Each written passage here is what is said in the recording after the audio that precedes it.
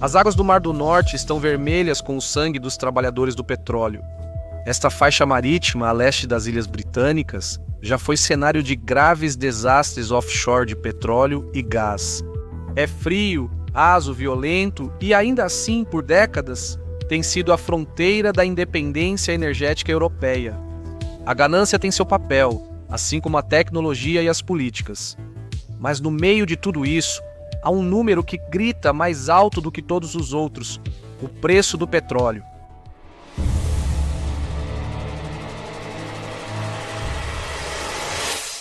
Quando você vai até a beira da praia e olha para o mar, ali não é onde seu país termina. Pode parecer mar aberto, mas legal e politicamente ele é dividido em zonas, direitos e incentivos. Durante séculos, as potências marítimas lutaram para definir quem controlava o quê, principalmente para proteger a pesca, mas, na maioria das vezes, a posse terminava no horizonte. Isso mudou com o petróleo. Hoje, a lei divide o mar em camadas de controle. As 12 milhas náuticas iniciais são território soberano. De 12 a 200 milhas, um país controla a zona econômica exclusiva. A zona econômica exclusiva onde pode perfurar, pescar e construir. Além disso, estão as águas internacionais, abertas a todos, pertencentes a ninguém, pelo menos na teoria. Em 1945, o presidente dos Estados Unidos da América, Truman, reivindicou a plataforma continental, a massa de terra submersa além das 200 milhas, como território americano para a extração de petróleo e gás. Não por ideologia, mas por recursos. O que importava não era mais a água, mas o que havia sob ela. Outras nações fizeram o mesmo. O precedente foi criado. Se os Estados Unidos da América podiam reivindicar sua plataforma, por que eles não poderiam? Em 1958, a Convenção de Genebra já havia codificado isso. As nações podiam explorar legalmente sua plataforma continental, não importando o quão longe ela se estendesse. Isso mudou tudo. Agora, os países correram para mapear o fundo do oceano, não para entendê-lo, mas para possuí-lo. A tecnologia não existia ainda, mas a ambição sim. Nas águas rasas e tempestuosas do Mar do Norte, a contagem regressiva já começara. Entre o fim da Segunda Guerra Mundial e 1970, os preços do petróleo quase não variaram. O barril custava cerca de $2 americanos, tornando o petróleo um pilar barato e confiável da economia global. Isso impulsionou um boom. A posse de carros cresceu rapidamente, e indústrias como plásticos, fertilizantes e manufatura prosperaram com energia abundante e acessível. Mas o petróleo barato tem limites. A perfuração em águas profundas ainda era cara demais, especialmente em ambientes hostis como o Mar do Norte. A tecnologia não estava pronta e a economia não fechava. Com o barril a $2, o petróleo offshore não valia o risco. Isso começa a mudar no início dos anos 60. Petróleo e gás foram descobertos em terra na Holanda, Alemanha e no Reino Unido, dando pistas de que algo maior poderia estar no Mar do Norte. A geologia era entendida. A dificuldade era tecnológica. Percebendo a mudança, o Reino Unido aprovou a Lei da Plataforma Continental em 1964, concedendo o direito de licenciar a perfuração offshore. O convite foi aberto às petrolíferas. O mar é de vocês se souberem administrá-lo. A British Petroleum aceitou o desafio.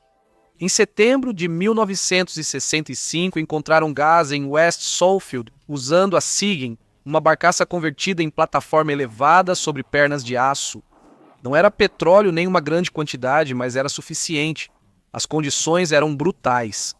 A mensagem era clara: a energia sob o Mar do Norte, e quando os preços do petróleo subissem, o jogo começaria. Em 1965, a Seagen perfurou um poço a 36 milhas náuticas da costa de Lincolnshire, Inglaterra. A Seagen não foi construída como plataforma de petróleo, mas é uma barcaça convertida com 10 pernas projetadas para firmar no fundo do mar. Ela funciona como plataforma autoelevatória. O casco é erguido acima das ondas por macacos hidráulicos que elevam a plataforma nas pernas, mantendo o convés de perfuração e a acomodação da tripulação seguros acima do mar hostil.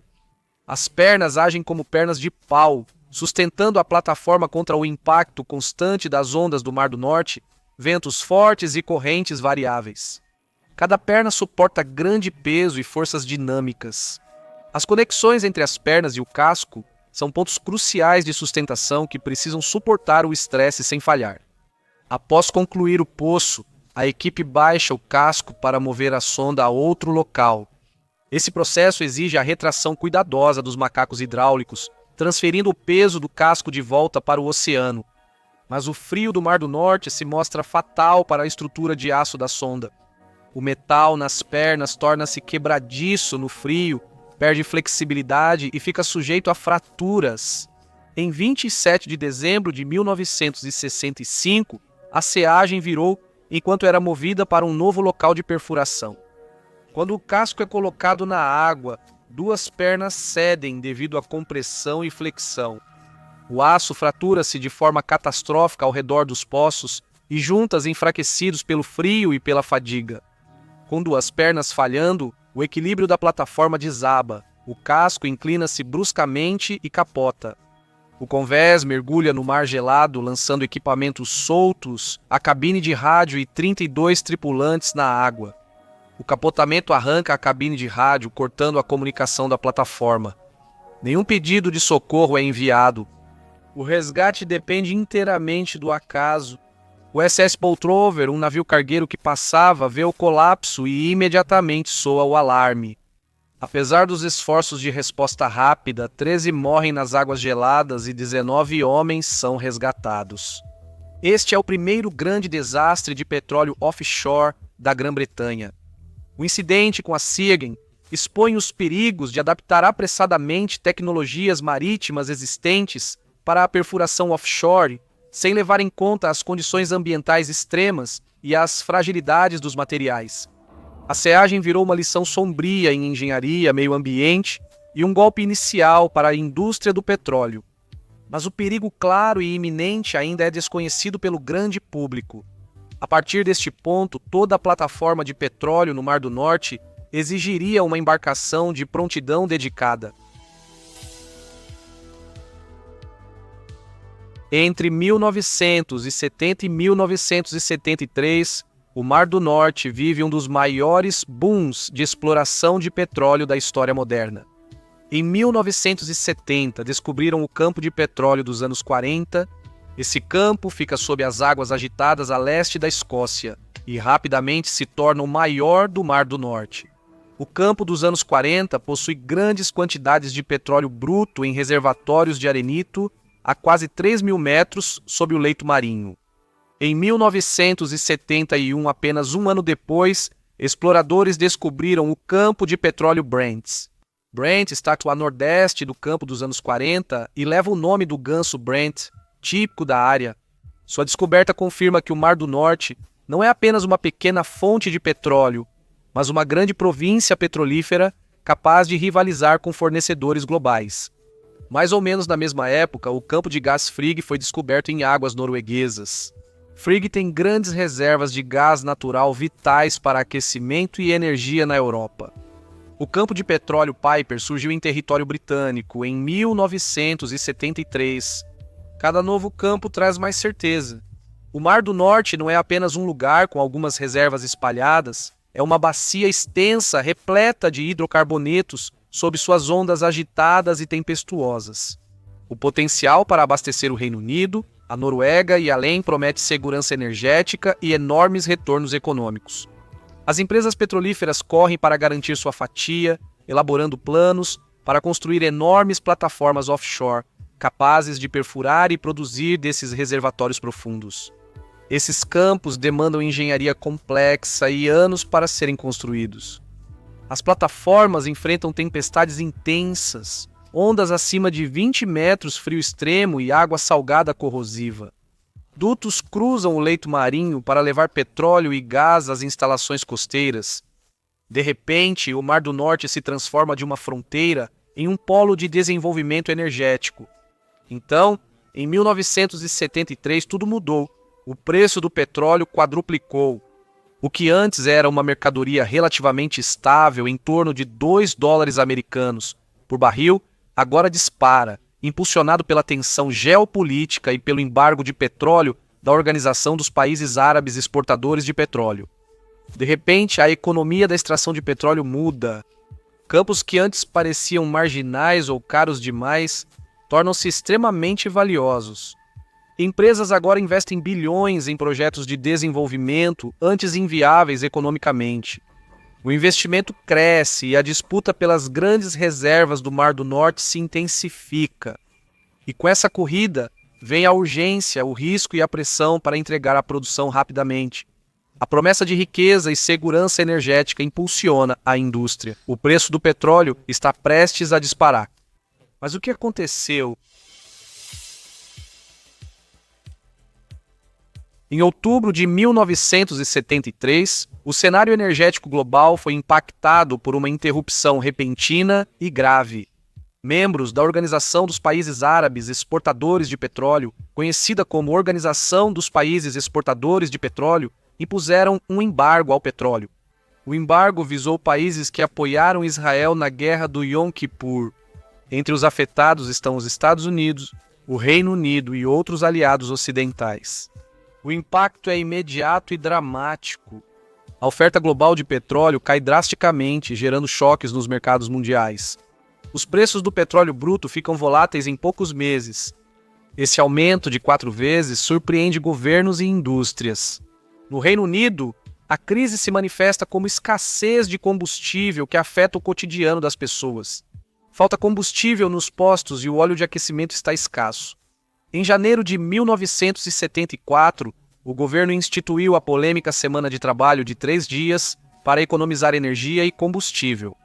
As fábricas reduzem o horário de funcionamento e o transporte público enfrenta pressão.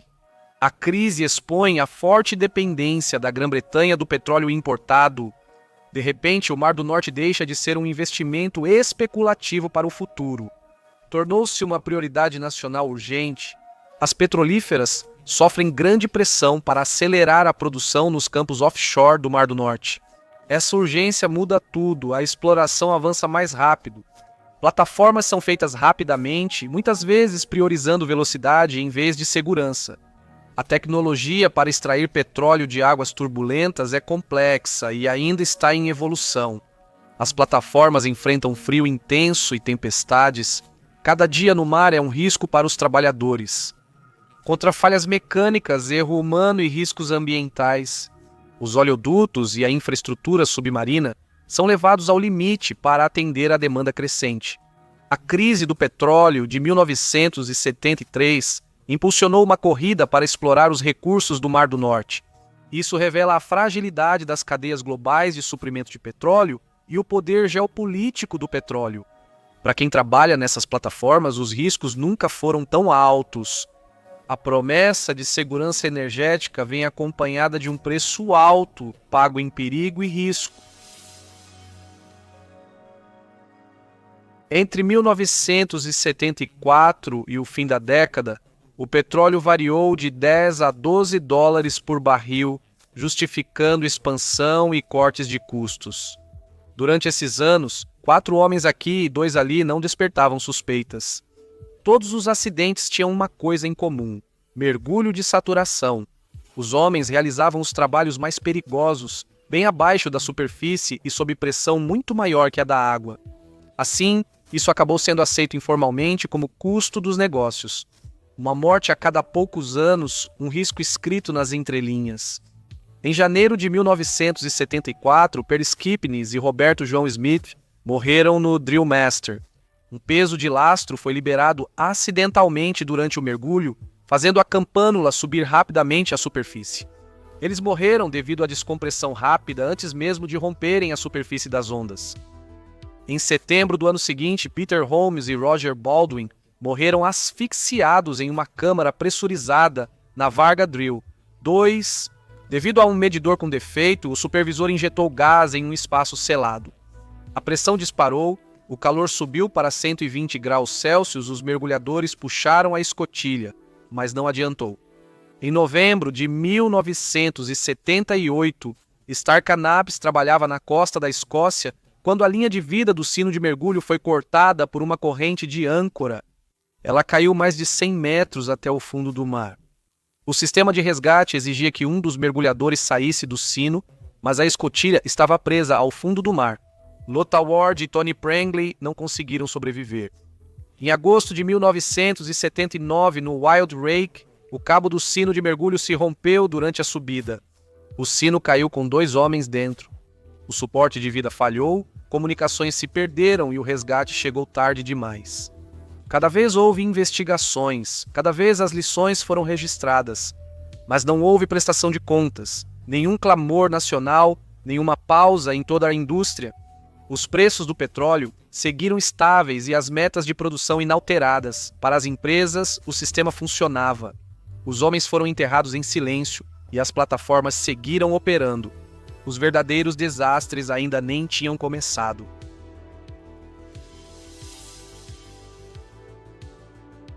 Em 1980, o Mar do Norte havia se tornado um cadinho, um experimento para ver até onde poderíamos levar homens e máquinas na busca por combustíveis fósseis.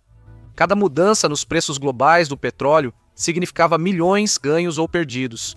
O leito do mar se tornou uma das fronteiras mais valiosas da Europa, e acima dele, homens vivem em torres de aço, enfrentando tempestades em busca de independência energética. Na Grã-Bretanha, com Thatcher no poder, a desregulamentação não era uma política, era uma doutrina. As empresas privadas são orientadas a cortar custos e eliminar a burocracia. A produção é um imperativo nacional. Na Noruega, as coisas não eram muito diferentes. A corrida para desenvolver novos campos superou a cautela que deveria tê-los governado. E foi aí que surgiu a primeira rachadura. A plataforma de acomodação Alexander L. Kirlund estava ao lado da EDA no campo Ekofisk, operado pela Phillips Petroleum. Era uma sonda de perfuração convertida, agora com 212 homens trabalhando na plataforma de produção próxima. A plataforma flutua em 5 grandes pontões ligados por estruturas ocas de aço reforçado para garantir rigidez. Uma trinca de fadiga surge próxima a um suporte de hidrofone, acessório soldado à estrutura. A trinca começa com poucos milímetros, invisível a olho nu e só detectável por inspeção ultrassônica. Com o tempo, o movimento das ondas flexiona o suporte, a trinca aumenta. Ela se divide numa junta em T, uma solda crítica de sustentação. O aço cede em silêncio. O suporte falha. Durante a noite de 27 de março, uma tempestade faz o suporte danificado ceder totalmente. Uma das 5 colunas principais da plataforma se rompe. Com sua simetria estrutural perdida, Alexander Kirland começa a inclinar. As luzes se apagam. Móveis e equipamentos deslizam pelo convés. Os homens correm para os botes salva-vidas em quase total escuridão. Mas quase não há tempo. A inclinação é extrema. Apenas 2 botes salva-vidas são lançados antes que a plataforma vire completamente. Ela vira em menos de 20 minutos. Das 212 pessoas a bordo, 123 morrem. Muitos ficam presos dentro, outros são lançados na água gelada. É o pior desastre offshore da história da Noruega. A investigação aponta para padrões de soldagem ruins, falta de inspeção estrutural regular e falha em detectar e resolver a fadiga do metal. Isso desencadeia uma reformulação completa da legislação de segurança offshore na Noruega e além. Mas, para as famílias dos 123 que morreram, as reformas chegam tarde demais. As inspeções de segurança eram raras, a comunicação entre empresas e contratados era confusa e o moral na plataforma muito baixo. O Reino Unido ampliava a produção no Mar do Norte e a Noruega acelerava o desenvolvimento dos campos para igualar o ritmo. O resultado? Plataformas superlotadas, mal projetadas, e ninguém queria desacelerar para questionar as soldas que uniam tudo. O desastre de Kirland foi um dos primeiros momentos em que o mundo não pôde mais ignorar o custo de apressar o petróleo para o mercado. Após 3 anos, o ritmo não caiu, apenas foi otimizado. Em 1983, os preços do petróleo começaram a esfriar um pouco, mas as cotas de produção não. A economia de custos era a regra, desde as compras até o pessoal. Em 5 de novembro de 1983, na plataforma Buy for Dolphin, ancorada no campo de gás Frigg, Mar do Norte, ocorria uma operação rotineira de mergulho de saturação. 2 mergulhadores de saturação retornam à câmara após o turno em profundidade. Eles estão presos em um sistema pressurizado, com câmaras interligadas que mantêm a pressão do fundo do mar até na superfície. Mas 2 estão dormindo na câmara. Fora do casulo de aço, 2 assistentes de mergulho operam os controles e auxiliam na transferência. Um compartimento de transferência move os mergulhadores do sino de mergulho para a câmara de habitação. Essa passagem cilíndrica é selada nas extremidades, com uma escotilha para o sino de mergulho e outra para a câmara mantida sob pressão total. Mas neste dia o procedimento falha. Embora a sequência exata ainda seja debatida, o que sabemos é que o compartimento é aberto para o ambiente externo antes de estar devidamente isolado da câmara de habitação. Em uma fração de segundo, a pressão do ar dentro da câmara, 9 vezes a pressão atmosférica, escapa violentamente em uma descompressão explosiva. A força é inimaginável. Um dos mergulhadores é catapultado da câmara através do compartimento para o convés da plataforma, seu corpo despedaçado pelos gradientes de pressão. Relatórios de autópsia revelam que sua coluna e órgãos internos foram forçados a sair através do seu torso. Os outros 3 mergulhadores morrem instantaneamente na câmara, com sinais de barotrauma extremo. À medida que o gás dentro de seus corpos se expande, ele os pulveriza por dentro. Um auxiliar de mergulho fora do compartimento também morre com a onda de choque. Ninguém ouve gritos. Tudo termina em milissegundos. A investigação conclui que houve uma combinação de erro humano e falha de engenharia. Faltava um sistema essencial que evitasse a abertura da escotilha externa sob pressão. Não há salvaguardas para evitar um erro tão catastrófico. Não foi só erro humano, foi sistêmico. Já havia alertas. O projeto da braçadeira era conhecido por ser defeituoso, mas nunca foi atualizado. A indústria aceitava uma cultura do apenas faça acontecer. A pressão da Thatcher por desregulamentação fervia como uma panela de pressão. O Departamento de Energia do Reino Unido divulgou relatório sobre o custo das regras de segurança para as empresas. As normas de saúde e segurança eram revisadas sob crescente pressão por redução. O risco estava sendo redefinido não como algo a ser evitado, mas como algo a ser gerenciado por meio de avaliações de risco e burocracia.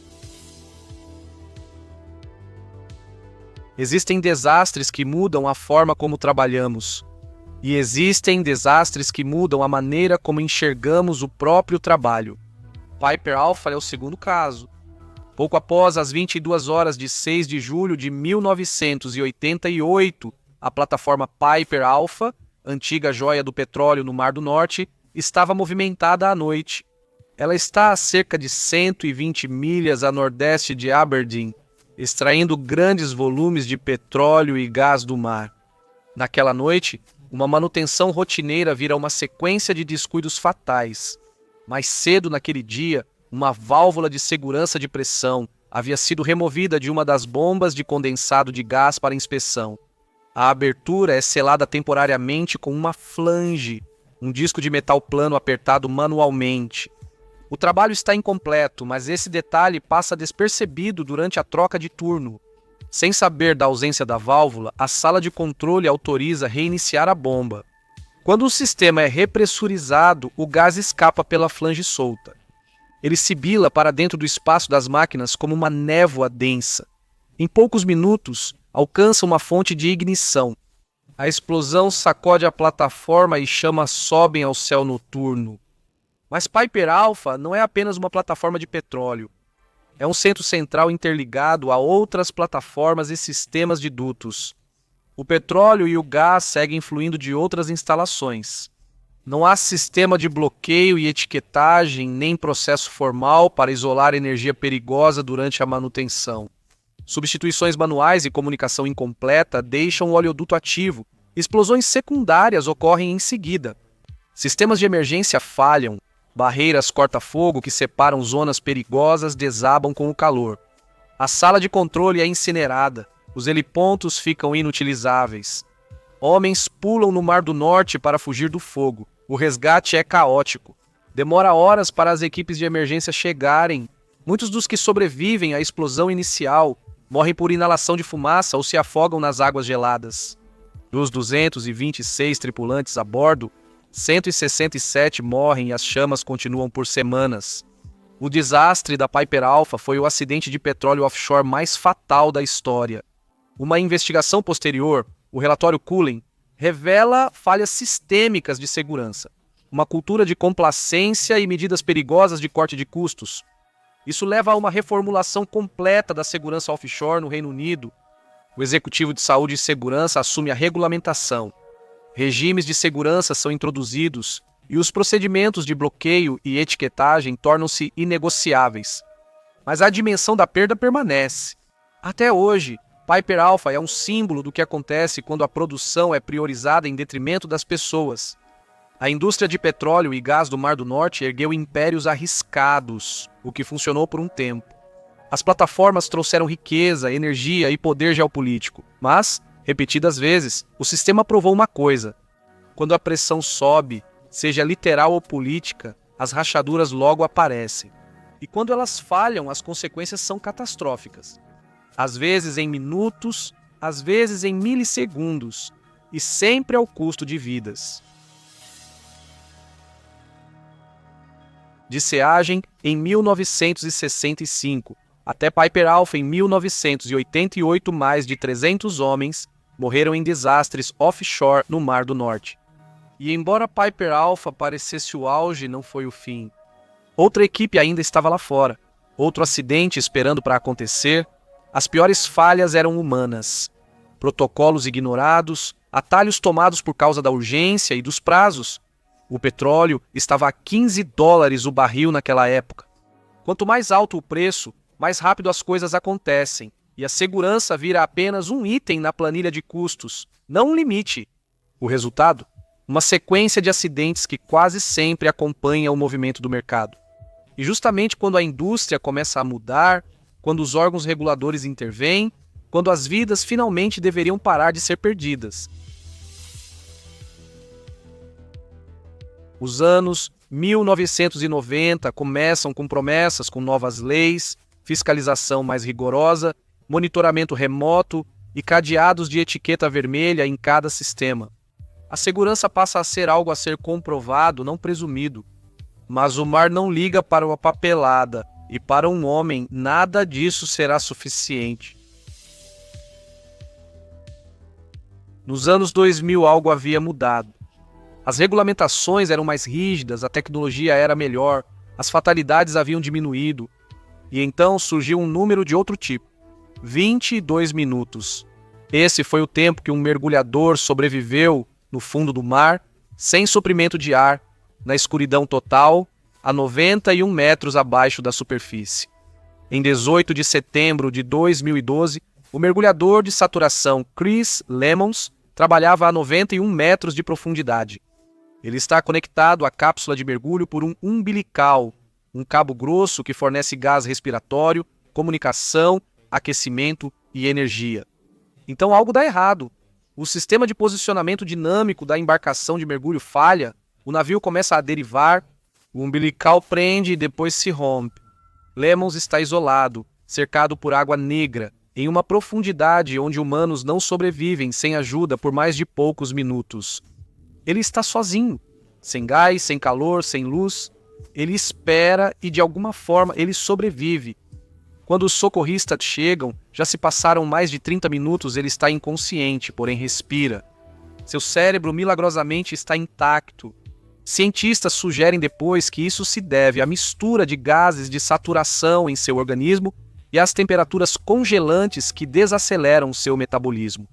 O sinal é claro, não basta mais ser reativo. Sobreviver nesse ambiente exige previsão, treinamento e tecnologia que se adapta em tempo real. A história de sobrevivência de Chris Lemons se torna uma lenda, levando a um documentário da Netflix e a um filme lançado em 2025 estrelado por Woody Harrelson. O Mar do Norte não perdoa, mas nesta nova era é possível sobreviver. Os desastres não desapareceram, mas hoje a indústria é mais inteligente, silenciosa e cautelosa, seguindo os manuais de segurança escritos com o sangue de mais de 300 homens. O petróleo ainda flui, mas os homens e mulheres que fazem isso acontecer agora têm uma chance de lutar. Obrigado por assistir. Se você ficou curioso sobre as histórias completas por trás desses incidentes, eu já contei a maioria dessas histórias com mais detalhes. Encontre os links dos vídeos e do nosso canal no Spotify na descrição abaixo para se aprofundar.